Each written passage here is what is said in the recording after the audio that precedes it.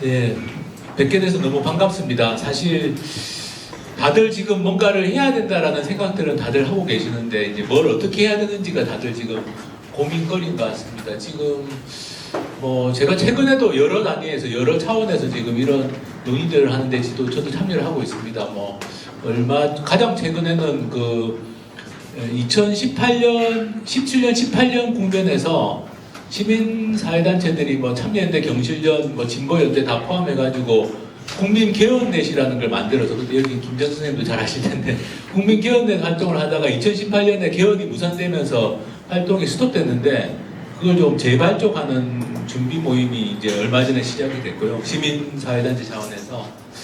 그리고 이제 그 잘 아시는 것처럼 이재명 정부가 출범하고 나서 국정기획위원회에서 뭐 국정과제와 관련해서도 뭐 헌법 개정을 어떻게 소화할 건지와 관련해서도 뭐 시민사회단체들하고 간담회 할 때도 저도 한 2차례 정도 참여해가지고 어떻게 뭐 국정기획위원회 고민은 뭔지 또 여러 이제 지금 주장들이 많이 있는데 어떻게 이걸 좀 슬기롭게 풀어나가야 될지 그런 자리들도 있었고, 또 최근에 이제 6월 대선 이후에 국회에서 조국 혁신당이나 뭐 진보당 또 그러니까 원내에 있는 어떤 소수 정당들끼리 또 헌법 개정이나 이 정치 개혁 관련된 또 토론회도 좀 있었습니다.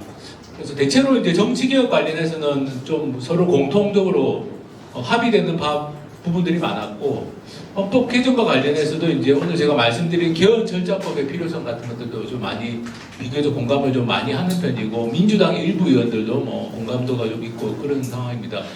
근데 이제 중요한 것은 이게 이제 하나의 힘으로 모아져야 되는데, 더 이상 이제 지금 시점쯤 되면은 이제 올 가을에 뭔가 하나의 힘으로 모아져야 되는데, 각자 뭐 고민하고 각자 하는 게 아니라 힘으로 모아져야 되고, 그 힘으로 모아지는 계기가 제가 보기에는 지금은 지역에서부터 힘이 모아지는 게 필요합니다.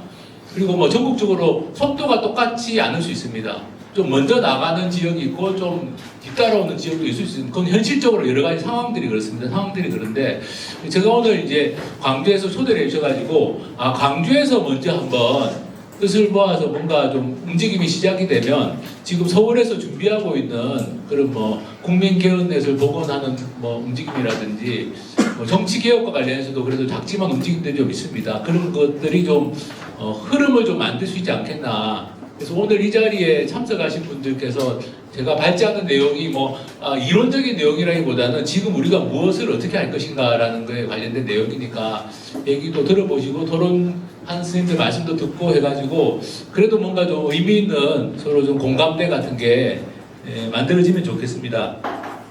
제가 이제 그 발제문을 좀 길게 쓴 이유는 그냥 나중에라도 한번 내용들을 세부적으로 보실 필요가 있을 때 보시라는 의미로 제가 한 것이고요.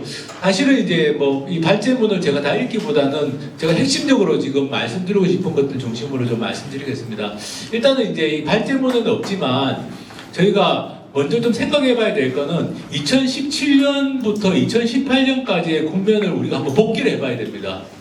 그러니까 2017년에 박근혜가 탄핵이 되고 문재인 정권이 들어섰지 않습니까? 문재인 정권도 헌법 개정도 약속했고 정치개혁도 약속했고 뭐 사회개혁도 상당 부분은 어쨌든 약속을 한 게 있었습니다. 근데 실제로는 헌법 개정도 안 됐고 정치개혁도 뭐 하다 말다 하는 약간 흐지부지 돼버리고, 그리고 우리 국민들이 바라는 여러 가지 뭐 사회 뭐 불평등 해소라든지 차별 해소라든지 이런 부분들이 제대로 잘 풀어내질 못했고, 그게 결국에는 윤석열의 집권을 다시 가져온 거 아닙니까? 반동을 가져온 거죠. 5년 만에, 불과 5년 만에 이 국정농단에 책임이 있는 정당이 다시 집권하는 사태가 벌어졌고, 저희가 3년 만에 또 다시 이제 탄핵을 해야 되는 상황까지 왔는데, 근데 저는 중요한 시기가 2017년부터 2018년까지가 굉장히 중요했다고 봅니다. 좀 더 구체적으로 말하면 2017년 5월 문재인 정권 출범부터 2018년 6월 지방선거 때까지 굉장히 지금하고 비슷합니다. 왜냐하면 대선 있고 1년 후에 1년 정도 후에 지방선거가 있는 거고, 그죠? 대통령 탄핵되고 대선 치르고 대선 후 한 1년 정도, 그러니까 새 정부 집권 후에 1년 정도 후에 지방선거가 있는 되게 좀 유사한 면이 있습니다. 흐름상. 근데 생각해보면 우리가 2017년 5월 대선부터 2018년 6월까지 뭐 여러 가지 활동들을 했습니다. 기대도 많았습니다.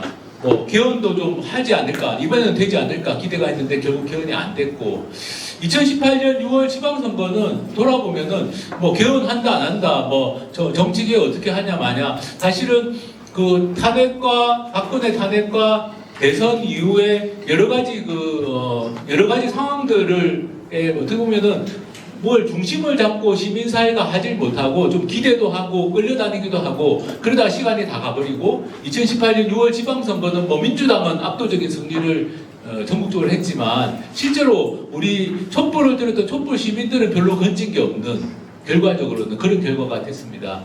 저는 2017년에서 2018년까지 이 과정을 보면서 지금 시점에 시민사회가 무엇을 중심으로 할 것인가 굉장히 중요하다. 올 가을부터가 저는 그렇게 생각을 하고, 그게 내년 지방선거, 6월 지방선거가 그냥 거대 양당들이 어느 쪽에 이기느냐 그 판이 아니라 뭔가 이런 촛불과 응원봉을 들었던 정말 빛의 혁명이라에 참여했던 시민들이 뭔가를 얻어낼 수 있는 그런 그때까지 그 국면이 돼야 된다는 생각을 좀 하고 있습니다. 그리고 이제 지금 우리의 상황이 녹록지 않다는 걸 보여주는 건 오늘 그 장동혁 씨가 지금 국민의힘 대표가 됐지 않습니까? 탄핵에 반대하고 내란을 옹호했던 사람이 제1야당의 대표가 됐습니다. 이게 우리의 냉정한 현실이다. 사실은 내란 특검이 내란에 대해서 수사를 하고 있지만 내란을 정치적으로, 사법적으로는 처벌할 수 있을 겁니다. 내란 특검을 통해서. 하지만 우리가 과연 내란을 정치적으로 극복하고 있는지, 그 부분도 저희가 좀 긴장감을 가지고 볼 필요가 있는데, 그래서 이게 지금부터는 우리가 헌법 개정이라는가 하고 정치개혁이라는가 하고 내란 극복이라는가 하고 또 지역사회, 지역 정치나 지역 행정의 개혁이라는 게 따로따로 떨어진 문제가 아니다라고 저는 좀 일단 생각을 해볼 필요가 있습니다. 그래서 제가 그 발제문의 목차를 이렇게 쭉 정리하면서 크게 보면 이제 87년 체제의 문제점에 대해서 쭉 언급을 한 부분은 한번 읽어보셔도 좋을 것 같습니다. 다만 이제 제가 강조드리고 싶은 건 87년 체제를 흔히 제왕적 대통령제 이렇게 많이 표현하는데, 사실 제왕적 대통령제라는 표현은 좀 적합한 표현은 아닙니다. 왜냐하면은 대통령이 국회 다수당하고 대통령의 소속당이 같을 때는 제왕적 대통령이 될 수 있지만 국회의 다수당하고 대통령이 속한 당이 다를 수 있지 않습니까? 그럴 때는 사실은 대통령 마음대로 법도 못 바꾸고 그렇기 때문에 제왕적 대통령이라는 게 가진 말의 어폐가 좀 있는데, 그렇지만 이제 우리가 표현할 수 좀 더 정확한 표현은 권력 집중이죠. 어쨌든 87년 체제는 권력은 집중되어 있는 형태입니다. 그 권력이 어떤 때는 대통령 1인에게 완전히 집중될 수도 있고 어떤 때는 국회나 뭐 여당하고 좀 분점될 수도 있지만, 어쨌든 87년 체제 자체는 좀 권력이 집중되어 있는 5년 단위 대통령제로 표현되는. 근데 뭐 5년 단위 대통령제도 긍정적인 기여를 많이 했습니다. 평화적 정권 교체를 정착시키는 긍정적인 기여를 많이 했지만 어쨌든 대통령실 중심으로 권력이 집중되어 있다. 그리고 사실은 지금 세종시로 행정수도가, 그러니까 행정부처가 세종시로 일부 이전했죠. 수도 이전은 안 됐지만 세종시로 행정부처들이 많이 이전했는데 그게 대통령 중심 권력을 더 강화시키고 있다는 분석도 나오고 있습니다. 왜냐하면 공무원들이 지금 흩어져 있지 않습니까? 서울하고 세종을 왔다 갔다 하다 보니까 오히려 중요한 의사결정은 대통령실 중심으로 많이 이루어지고 있다는 지적도 있어요. 저는 일면타당한 분석이라고 봅니다. 그래서 굉장히 중앙 집중적, 권력이 집중되어 있고 그게 중앙으로 집중되어 있는 그런 형태가 87년 체제다. 그리고 기득권 정당 구조가 어쨌든 87년 체제를 설명할 때 저는 거대 양당 구조를 빼고 설명할 수는 없다고 봅니다. 그거는 87년에 헌법 개정을 하고 대선을 치렀죠. 그 다음에 그 직후에 한 게 뭐냐면 소선거구제로의 선거제도 개편이었습니다. 물론 그 전두환 정권 시절에 한 선거구에서 2명씩 뽑는 걸 했었죠. 그러니까 그거는 뭐 나눠먹기도 되고 뭐 어떻게 보면 군사 독재를 유리하게 만드는 그런 선거제도였던 면이 있어서 소선거구제로 88년에 바뀌었을 때 그게 일정 정도는 긍정적인 역할을 했습니다만 시간이 지나면 지날수록 이 소선거구제는 결국에는 거대 양당, 일종의 기득권 양당 구조를 만드는 효과를 낳았습니다. 그것도 87년 체제가 가진 뭐 긍정적인 면도 초기에 있었지만 현재의 모습이고, 그리고 또 하나의 측면을 지적한다면 수도권 1급 집중을 나온 것도 87년 체제의 이제는 한계라고 봅니다.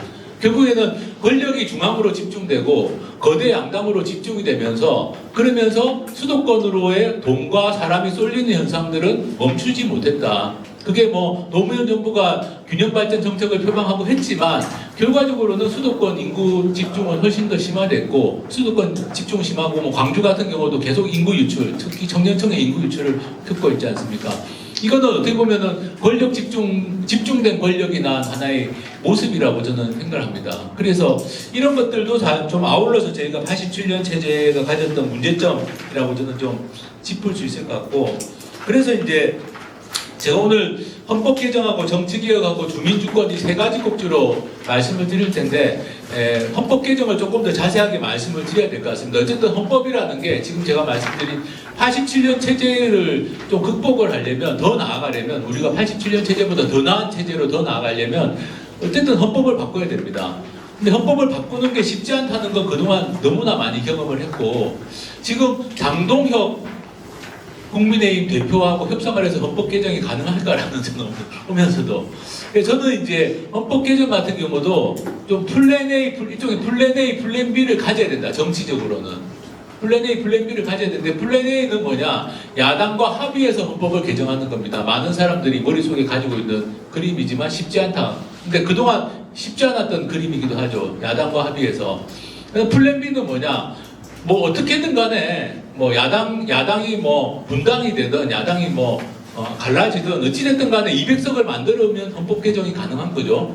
200석을 어떻게 만들 거냐. 그래서 플랜 A, 그것도 정치적으로도 플랜 A와 플랜 B를 다 염두에 둬야 되고, 헌법 개정의 내용에 대해서도 사실은 그동안 시민사회에서도 좀 완벽한 내용의 헌법 개정을 많이 추구를 했었습니다. 근데 그게 잘 안 되더라고요. 왜냐하면 합의가 쉽지 않습니다. 시민사회단체들끼리 모여가지고 토론을 해도 합의가 쉽지 않습니다. 왜냐하면은 한꺼번에 헌법을 다 못 바꾸면 우선순위를 정할 수밖에 없지 않습니까? 근데 우선순위에 대한 생각들이 다 다른 거죠. 그러니까 그동안의 헌법 개정이 어쨌든 계속 실패의 경험이 있다면 이번에는 어떻게 할 것인가라는 게 이제 이번의 고민입니다.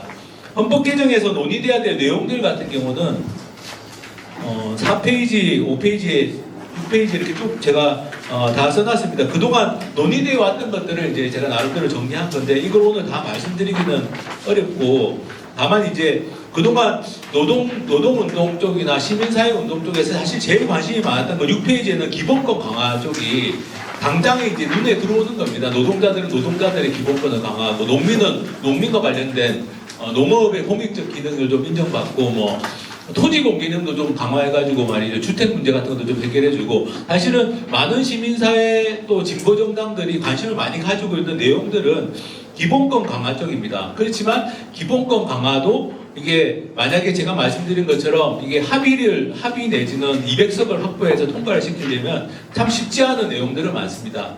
그리고 그 앞에 5페이지, 4페이지 나와 있는 내용 중에 그래도 좀 크게 이견이 없는 건 2번, 3번은 좀 이견이 없습니다. 지방분권의 필요성, 이것들은 뭐 지역에, 특히 비수도권 지역에 사는 분들은 지방분권이 되어야지 아까 말씀드린 수도권 1급 집중에서 좀 벗어날 수 있지 않겠냐. 그런데 지방분권에 대해서는 그래도 많은 공감대가 있고, 이것은 뭐 보수 진보를 떠나서 다들 지역에 사는 분들이 가진 문제의식인 것 같습니다. 그리고 직접 민주주의가 확대돼야 된다. 이것도 뭐 큰 이견은 없을 수 있습니다. 이것도 뭐 학자들 중에서는 반대 의견 말씀하시는 분들도 많지만 우리 국민들은 어쨌든 지금 대의민주주의에 대한 불신이 있는 게 사실입니다. 그 불신을 해소하기 위해서라도 국민들이 직접 참여해가지고 헌법 개정안도 국민들이 발언할 수 있고, 법률도 발언하고, 국민투표도 하고, 국민소환도 해가지고 잘못한 사람은 임기 중에 해임도 시킬 수 있고, 사실 지방에는 지방 자체는 다 도입된 제도입니다. 지방자치는 지금 주민발언제도도 도입되어 있고, 주민소환제도도 있고, 주민투표제도도 있으니까 그걸 국가 차원으로 하자. 근데 국가 차원으로 하려면 헌법에 그게 명시가 돼야 됩니다.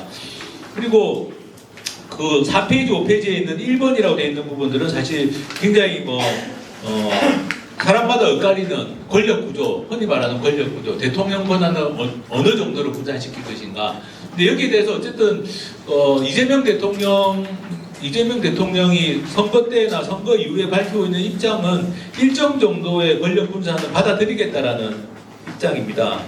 제가 오늘 발제문에서 이 부분을 이게 이제 지금 국정기획위원회에서 나온 내용이라서 한번 같이 한번 확인 차원에서 한번 보셔도 좋을 것 같은데요.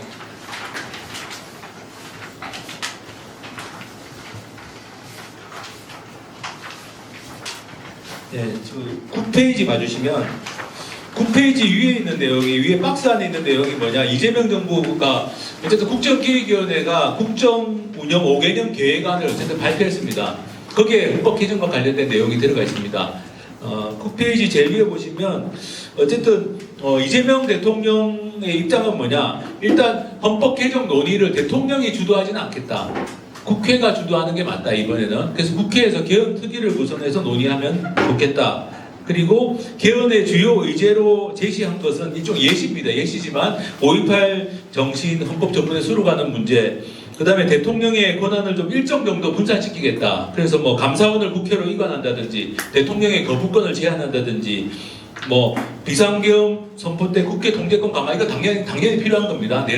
내란이 다시 재발하지 않도록 관련 필요한 거고, 그 다음 국무총리 국회 추천제, 이거는 그동안 민주당 안에서도 의견이 많았지만 어쨌든 그 정도까지는 받아들이겠다. 국무총리를 이제는 국회에서 추천하는 걸로 하는 걸로 받아들이겠다. 뭐 또 기관장 임명할 때, 중요 기관장 임명할 때 국회에서 인사청문회만 지금 하지 않습니까? 장관도 그렇고 인사청문회만 하고, 인사청문회에서 반대해도 그냥 임명할 수 있는 게 지금 제도라면 앞으로는 국회 동의를 받도록 하겠다. 가령 검찰청장은 국회 동의를 받는다, 이런 식으로.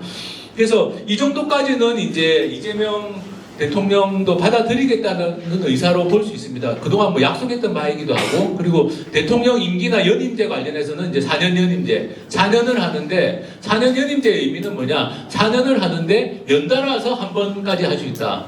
근데 만약에 트럼프처럼 한 번 하고 떨어지면 그 다음에 하지는 못한다. 이게 이제 지금 이재명 대통령이 말하는 4년 연임제입니다. 뭐 이걸 이상하게 얘기하는 사람들이 있는데 그게 아니고 연달아서 한 번까지 할 수 있고, 만약에 한 번 하고 나왔는데 떨어졌다. 그러면 다시 나오지 못한다. 연달아서만 한다는 의미의 연임제입니다. 연임제이기 때문에 그렇게 보시면 됩니다. 그리고 대통령 결선 투표제도 도입하고, 그래서 이런 내용들 정도까지는 이제 뭐 받아들이겠다는 의사로 볼 수 있는데, 문제는 뭐냐, 이게 이제 국회에서 3분의 2 이상의 국회의원이 찬성해야지 어쨌든 국민투표로 갈 수가 있는데, 지금 이재명 대통령이 이렇게 뭐 좀 어느 정도 밝힌 이런 내용들도 사실은 합의가 쉽지 않을 겁니다. 국회에서 합의가 쉽지 않고, 그래서 지금 그 7페이지 아래쪽에 보시면 시민사회에서도 요즘 이런 논의들을 하다 보면 그래도 많은 공감대를 형성한 건 뭐냐, 한꺼번에는 안 되겠구나, 한꺼번에는 어렵겠다. 헌법 개정을 우리가 원하는 여러 가지 내용들이 있는데 그것을 한꺼번에 헌법 개정에 담기는 어렵겠다. 사실 이게 38년 동안 우리가 헌법 개정을 못했지 않습니까? 1987년이하고 올해 38년째인데 38년 동안 헌법 개정을 못하다 보니까 사실 헌법 개정을 해야 될 내용이 쌓여 있는 거죠. 쌓여 있는데 이 쌓여 있는 내용을 한꺼번에 다 소화하기는 어렵겠다. 그래서 많은 지금 공감대가 있는 건 단계적으로 하자. 뭐 이거는 국정기획위원회에서 나온 이야기입니다. 단계적으로 하자. 단계적으로 하고 연속적으로 하자. 구체적으로는 2026년 지방선거 때까지 합의할 수 있는 것은, 또는 200명의 찬성을 얻을 수 있는 것은 2026년 지방선거 때 국민투표를 통해서 처리하고, 그때까지 어려운 것은 그 다음에 계속 논의해서 2028년 총선 때 또 하고 1차 개헌, 2차 개헌 이런 식으로 단계적 연속적 개헌을 하는 게 현실적이겠다. 여기에 대해서는 그래도 많은 공감대가 지금 형성이 되어 있습니다. 그리고 단계적 연속적으로 개헌을 하려면 뭔가 보장장치가 있어야 되는 거 아닙니까? 가령 뭐 공무원의 정치적 기본권을 그동안 논의했는데 1차 개헌에서 그게 반영이 안 됐습니다. 그러면 2차 개헌에 반영이 되려면 뭔가 담보가 있어야 되잖아요. 막연하게 언제 한다 그걸 믿을 수가 없지 않습니까? 그래서 나온 이야기는 개헌 절차법을 만들자. 헌법 개정을 이제는 앞으로는 이렇게 38년 만에 한 번 하는 게 아니고 계속 필요할 때마다 계속 해야 되니까 헌법 개정을 좀 더 체계적으로 추진할 수 있는 헌법 개정 절차법을 만들자. 지금 우리나라 헌법에는 국회의원 200명이 찬성해서 통과되면 국민투표에 붙인다는 내용밖에 없습니다. 근데 막상 해보니까 그동안 제일 어려운 건 뭐냐, 200명이 찬성할 수 있는 안을 만드는 게 어려워요. 또 200명의 찬성을 끌어내는 게 어렵습니다. 이건 국민들이 움직여야지 가능할 겁니다. 제가 보기에는 앞으로도 아마 국민들이 움직여야 가능할 텐데 어쨌든 국민들이 움직여서 200명이 찬성하는 안을 만들어내는 것까지가 어려운데 그러려면 헌법 개정을 어떻게 추진할 것인지에 대한 개헌 절차법을 만드는 게 필요하다. 그리고 그 개헌 절차법의 핵심적인 내용은 8페이지 봐주시면 개헌 절차법이 필요한 이유는 제가 크게 두 가지를 정리했습니다.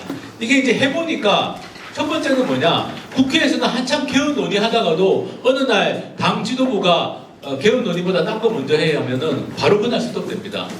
국회의원들이 회의 안 나와요. 그때부터는. 헌법개정특별위원회라는 게 박근혜 탄핵하고 나서 만들어졌습니다. 1년 동안 2017년 1년 동안 국회에서 활동을 했는데 아무런 합의안을 만들지 못했어요. 1년 동안 50명인가 국회의원들이 참석했는데 마지막에는 회의에 안 나오는 거예요. 제가 방청하러 갔는데 뒷부분에 갔는데 안 나옵니다. 회의에. 나왔다고도 다 가버립니다. 헌법 개정에 관심이 없어요. 왜 그러냐? 당 지도부가 관심이 없으면 관심이 없어지는 겁니다. 그래서 개헌 절차법 같은 게 없으면 개헌의 동력이 유지가 안 되는구나. 이걸 이제 저희가 뼈저리 좀 느꼈고, 첫 번째. 두 번째는 뭐냐? 아까 말씀드린 것처럼 헌법 개정이라는 게 이게 이제 체계를 가지고 추진돼야 되는데 안을 만드는 과정에서 국민들이 참여할 수 있어야 됩니다. 헌법 개정 안을 만드는 과정에서 가령 뭐 공무원의 정치적 기본권은 이렇게 하자. 노동자들의 노동상권 보장은 과거에 군사정권 시절에 많이 후퇴된 부분들을 이렇게 복원하자. 지방국권은 이렇게 하자. 이런 내용들을 논의해가지고 안이 나와야지 그 안을 가지고 나중에 찬반만 묻는 거 아닙니까? 사실 국회에서도 200명 딱 찬반만 묻는 게 되고 국민투표를 가도 찬반만 묻는데 사실 우리가 회의를 해봐도 회의 안건 자료를 만드는 게 더 중요하잖아요. 회의에서 찬반만 묻는 건 의미가 없습니다. 그러니까 안을 만들려면 국민들이 참여해야 되고 이번에는 국민들이 참여하려면 돈도 필요하고 근거 법률도 필요하고 예산도 필요하고 조직도 필요합니다. 이것을 하기 위한 어떤 법이 필요하다. 그게 개헌 절차법입니다. 그래서 좀 더 구체적으로 말씀드리면 국회의원들끼리만 회의하면 답이 안 나오니까 외부의 민간에서도 참여하는 협의체 같은 걸 만들고 과거에 정치관계법 관련해서 이런 범국민 협의체를 만들었던 적이 있습니다. 그래서 범국민 협의체를 만들어서 범국민 협의체가 주관해서 국민들의 의견을 수렴해서 초안을 만들자. 그리고 초안을 국회로 보내면 그걸 가지고 국회의원들이 논의해가지고 자기들이 좀 수정할 수 있는 거 수정하고 해가지고 표결로 가자. 이게 이제 개헌 절차법의 핵심적인 내용입니다. 그래서 이번 개헌은 제가 이제 다시 한번 정리해서 말씀드리면 개헌 내용에 대해서도 논의할 게 많지만 지금 이제 많은 토론과 경험을 우리가 쌓아가는 과정에서 이번에 거의 공감대가 많이 모아진 건 이번 개헌은 단계적으로 간다. 그리고 1차 개헌은 2026년 지방선거 때 하자. 그리고 그때 안 되는 것들은 그 다음번에 하자. 그렇게 하고 이것을 담보받는 방법으로 우리는 정치권의 개헌 절차법을 요구하고 그 개헌 절차에 국민들의 참여를 보장하는 걸 핵심으로 하자. 국민 주도 개헌, 국민 참여 개헌이 되도록 하자. 이게 이제 지금 많은 공감대가 좀 형성되어 가고 있는 과정이고 그런 논의들이 이루어지고 있습니다. 그래서 8페이지 아래쪽에 보시면 그래서 오늘 저희가 이렇게 만약에 체제 전환을 이야기하면서 헌법 개정을 이야기하는데 이번에는 먼저 목표도 분명하게 정하자.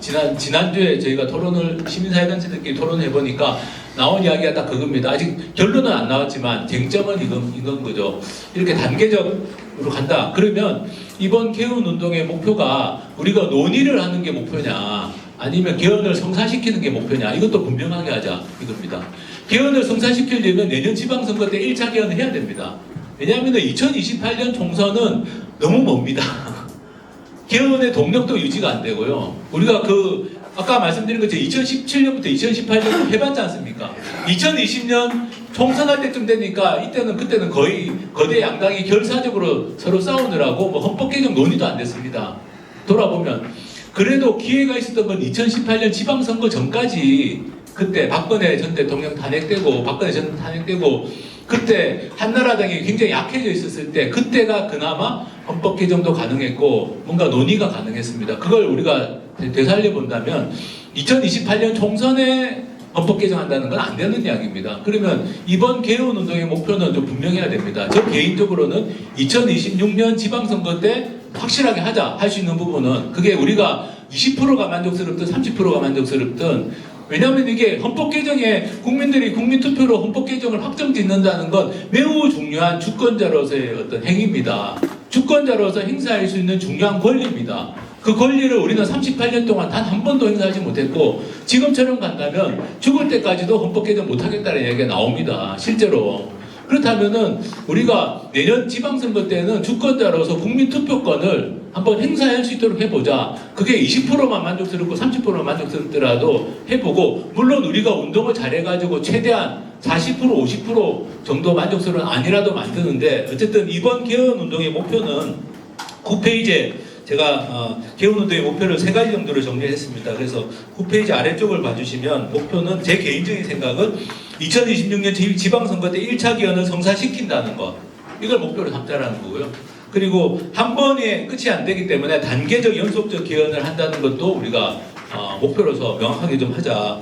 그리고 그게 되려면 말씀드린 것처럼 시민들이 참여하는 개헌 절차법, 시민들의 참여를 보장하는 개헌 절차법을 만들자. 여기까지 우리가 만약에 목표를 세우고 내년 지방선거 때까지 이 목표를 달성해가지고 좀 불만족스럽더라도 불충분하더라도 내년 지방선거 때 헌법 개정이 성사가 되면, 그러면 그 다음 개헌의 동력도 확보가 될 수 있을 것이다. 이렇게 제안을 드리는 겁니다.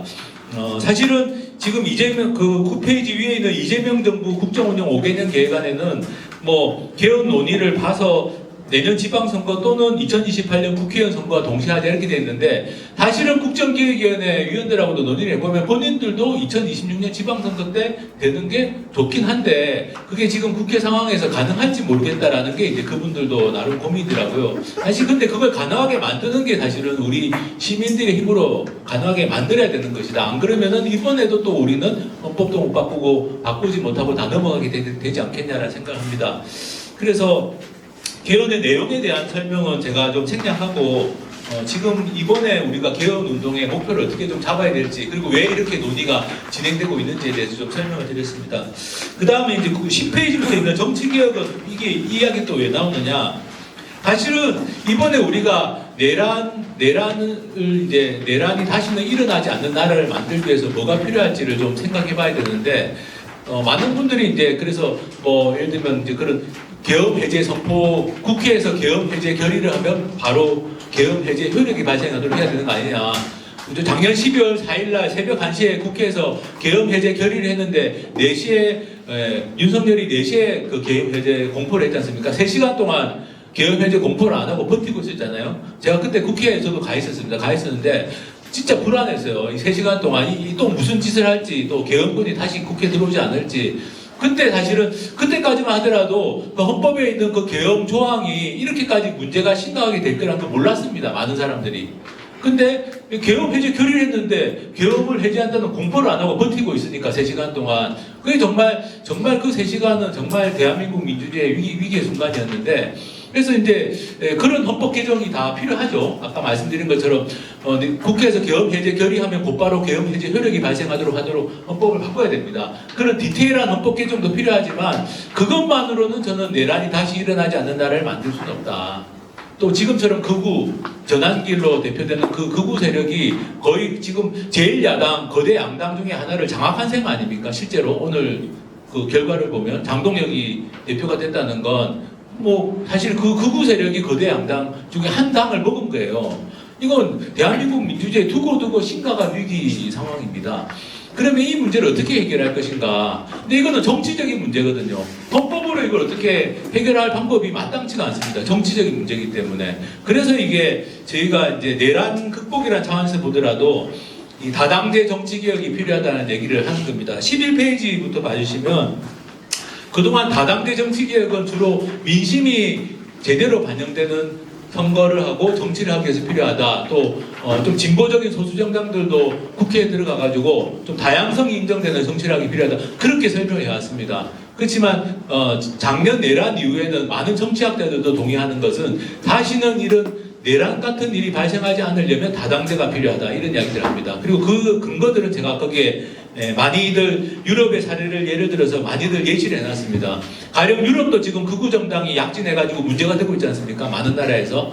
그렇지만 예를 들어서 이제 하나만 예를 들면 12페이지 봐주시면 올해 6월달에 독일에서 극우로 분류되는 독일을 위한 대안이라는 당이 2위를 했습니다. 20.8%를 받았습니다. 3위 땅을 제꼈습니다. 독일 3인당을 제꼈는데, 그런데 독일을 위한 대안은 독일 연립정부에 참여를 못합니다. 최소한 연방 차원에서는. 왜냐하면 다른 정당들이 안 끼워주기 때문에 이런 극단적인 세력하고는 같이 안 한다는 게 모든 정당들의 다른 정당들의 원칙입니다. 그래서 독일을 위한 대안이 2등을 했지만, 그리고 독일은 연립정부를 구성하는 나라지만 정부에는 참여를 못합니다. 그게 독일만이 아니라 여러 많은 사례들이 있습니다.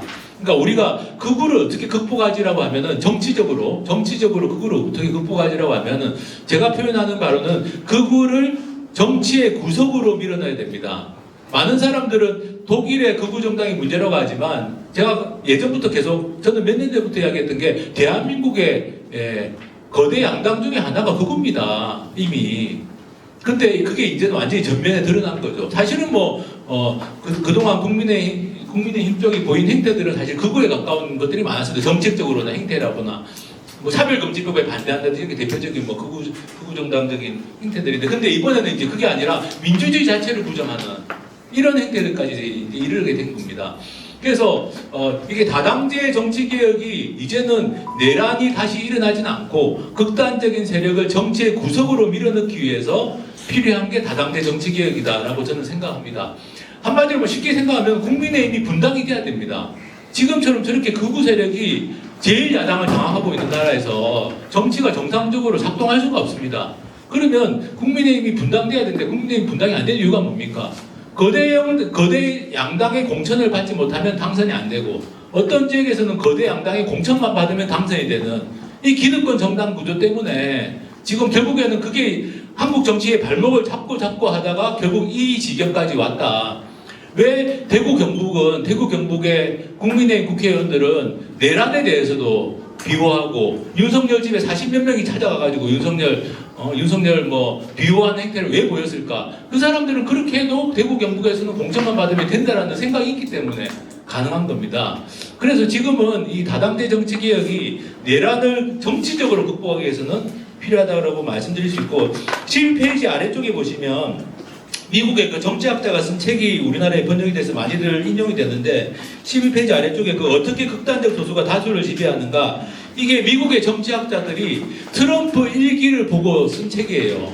극단적 세력이 미국 정치를 장악하는 거 어떻게 막을 수 있을까? 그래서 이 사람들이 세 가지 전략을 이야기하는데, 봉쇄 전략은 뭐냐? 극단적인 세력을 고립시키는 전략. 배제 전략은 처벌하는 전략. 근데 이 두 가지만으로 안 되더라 이겁니다. 그래서 이 사람들이 제안한 건 뭐냐? 제도 개혁을 해야 된다. 미국의 선거 제도를 개혁해가지고 미국 선거에서도 미국 비례대표가 없으니까 비례대표제를 도입하고, 대통령 선거제도도 지금처럼 간선제가 아니라 직선제로 개혁하고, 이런 선거제도를 개혁해야만 미국은 이런 극단적인 세력에서 벗어날 수가 있다라고 예언 비슷하게 책을 썼어요. 근데 실패했죠. 실패해가지고 결국 이 사람들은 트럼프 2기가 집권할 거 생각 못하고 쓴 책인데, 결과적으로는 미국은 트럼프 2기가 지금 들어선 거 아니겠습니까? 이런 예를 봐도 그렇고, 유럽의 예를 봐도 그렇고, 지금은 어쨌든 다당제 정치개혁이 필요한 것은 이런 극우 세력들을 정치의 구석으로 밀어넣기 위해서 필요하다, 이렇게 말씀을 드릴 수 있겠습니다. 나머지 내용들을 제가 좀 생략하는데, 다만 이제 내년 지방선거가 얼마 안 남았기 때문에 내년 지방선거를 염두에 두더라도 당연히 선거제도 개혁은 필요하다고 생각합니다. 마지막으로 이제 그 26페이지 봐주시면, 이것 역시 이제 제가 2018년까지 경험해서 제안을 드리는 것인데요. 말씀드린 것처럼 헌법 개정이라든지 정치제도 개혁은 국가적으로 결정이 돼야 되고, 마지막 갈자로는 일단 국회가 가지고 있습니다. 국민투표로 넘기기 전까지는. 그러니까 이게 변수가 너무 많고 불확실성이 너무 많습니다. 그러면 우리 지역에서 이 빛의 혁명에 참여했던 시민들이 지역에서 그러면 이거 계속 서울에서 논의되는 것만 지켜봐야 되는 그런 상황에 빠질 수가 있거든요. 저는 그것도 우리가 뼈아프게 좀 한번 돌아볼 필요가 있다는 생각합니다. 우리가 이렇게 촛불 들고 응원본 들어서 내란을 일으킨 세력을 심판하고 했지만, 그렇지만 이제 이후의 정치 과정들을 다 서울과 여의도 중심의 정치 과정들을 지켜보고 있어야 되느냐, 지역에서 할 수 있는 일이 그거밖에 없느냐, 이런 문제가 있습니다.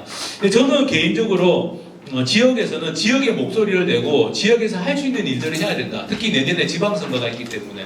그래서 이제 26페이지부터 제가 제안드리는 것은, 일단 예를 들면 지금 호남 같은 경우, 광주 전남북 같은 경우는 매우 심각한 문제가 지금 제가 내일부터 전북에 뭐 부안도 가야 되고 막 여기저기 가는데 다 송전탑 문제 때문입니다. 지금 광주 전남 재생에너지 송전탑, 전북 송전탑 난립니다. 지금 난리인데 그걸 보면서 제가 드는 생각은 뭐냐? 왜 호남의 시민들을 대변하는 정치 세력이 없지? 국회에는 왜 이걸 문제라고 이야기하지 않지? 왜 경기도 용인에 국가 반도체 클러스터로 전기를 보내기 해가지고 지금 광주 전남북 곳곳에 이렇게 송전탑을 세워야 되는 것인가? 저는 이런 문제는 호남의 국민들, 호남의 시민들이 자기 목소리를 낼 문제라고 생각합니다. 근데 이런 것도 다 지방선거하고 연관되어 있죠. 지금 호남의 지방자치단체장들이 뭐 허황된 공약이나 제시하거나 뭐 중앙정부하고 적당히 뭐 눈치 봐가지고 뭘 어떻게 해야겠다 이런 게 아니라 지금은 제가 보기에는 지역의 목소리를 내야 됩니다. 호남의 목소리를 내야 되고 이제 그런 게 이제 내년 지방선거하고 연결이 되고 저는 이제 전기 같은 것도 지산지소 지금 뭐 여수든 목포든 그죠 전부 그냥 기존에 있던 산단들도 다 침체되고 있는데 왜 경기도에 하필이면 경기도 용인에 반도체 산단을 한다고 해가지고 전기를 글로 보내기 위해서 송전탑을 세워야 되느냐? 전기가 있는 곳에서 공장도 세우는 게 맞다. 공장이 필요하다면 그게 지산지소입니다. 지금 전북에서는 송전탑 대책위들이 다 지산지소를 지금 외치고 있는데 광주 전남에서도 같이 좀 외쳐가지고 이런 문제부터 좀 바로잡으면 지역의 일자리 문제 말로만 일자리 할 게 아니라 지금 뭐 데이터 센터니 뭐 반도체니 전부 수도권에 지금 들어서면은 전부 비수도권은 전기만 공급해주는 식민지처럼 되게 될 텐데 그렇게 돼서는 안 된다라는 말씀 드리고 싶고요. 그리고 27페이지 아래쪽에 지역 스스로 바꿔야 될 부분들도 저는 있다고 생각합니다. 그래서 제가 뭐 28페이지까지 뭐 조례라든지 예산 개혁 이런 것들을 좀 말씀드렸는데 이게 뭐 구체적으로 들어가면은 할 이야기들이 뭐 한두 가지가 아닙니다. 핵심은 광주의 정치, 광주의 행정, 지방자치, 전남의 정치, 전남의 지방자치를 바꿔야 된다. 그래서 한편으로는 국가적인 헌법 개정이라든지 정치 개혁을 요구하면서도 다른 한편으로는 우리 지역에서부터 정치와 행정을 바로잡는 개혁을 요구하고 그게 제대로 안 되면 지방선거 때는 지역 나름대로 뭔가 정치적인 대응을 해서라도 지역에서 이 새로운 바람을 정치와 행정 개혁의 새로운 바람 결국 우리가 사회 대개혁이라는 건 아까도 대표님께서 말씀하셨지만 사회 대개혁이라는 건 결국 정치를 통해서 실현이 될 수밖에 없습니다. 의사결정을 하는 것이 정치이기 때문에 그러면 국가적인 개혁은 헌법 개정이나 정치 개혁을 당장 우리가 요구하더라도 지역 사회 대개혁을 위해서는 지역의 정치가 바뀌어야 되고 지역의 행정이 바뀌어야 되기 때문에 그것들을 좀 요구하고 내년 지방선거 때 그게 좀 관철될 수 있도록 하는 게 필요하지 않을까라는 생각을 좀 해봤습니다. 그래서 정리해서 말씀드리면 31페이지 봐주시면 30페이지, 31페이지 이제 제가 말씀드린 세 가지 요구사항들을 좀 나름대로 시기별로 정리한 게 있으니까 참고로 봐주시고 제가 이제 오늘 제안드리는 건 헌법 개정만이 아니라 정치개혁과 주민주권 제가 이제 말씀드린 국민주권 중보니까 주민주권도 실현하자. 지역의 정치가 바뀌어야 되고 지역에서부터 민주주의가 잘 돼야 되고 제대로 돼야 되니까 이렇게 좀 제안드리는 이유는 말씀드린 것처럼 우리가 한번 2017년, 2018년까지 국면을 돌아보면서 이번에는 우리가 좀 제대로 된 방향을 잡아가지고 했으면 좋겠다. 그게 광주에서부터 시작했으면 좋겠다. 이런 바람을 가지고 제 이야기를 마무리하도록 하겠습니다. 감사합니다. 네, 예정된 시간보다 약간 초과됐는데요. 초과됐는데 멈추지 않았습니다. 워낙 열정